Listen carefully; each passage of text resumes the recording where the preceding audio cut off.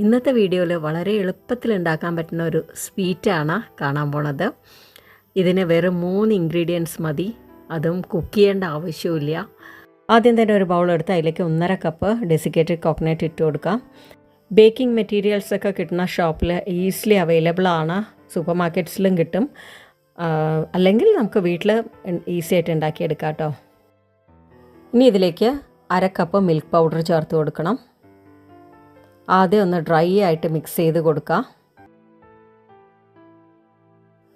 ഇനി ഇതിലേക്ക് 1/2 cup contents milk ചേർത്ത് കൊടുക്കണം.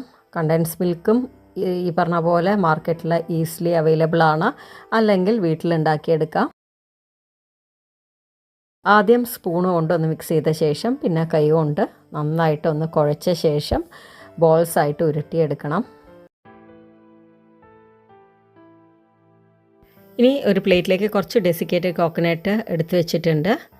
പിന്നെ നമുക്ക് ഇതിന്ന് ഓരോ ബോൾസായിട്ട് ഉരുട്ടിയെടുത്തിട്ട് ഡെസിക്കേറ്റഡ് കോക്കനട്ടിൽ ഒന്ന് റോൾ ചെയ്തിട്ട് എടുത്താൽ നമ്മുടെ സ്വീറ്റ് റെഡിയായി.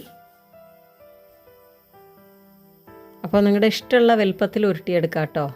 മിനി ആയിട്ടും ചെയ്യാം, അതുപോലെ നോർമലായിട്ടുള്ള സൈസിലും ബോൾസാക്കി എടുക്കാം. അതൊക്കെ ഓരോരുത്തരുടെ ഇഷ്ടം പോലെ ചെയ്യാം.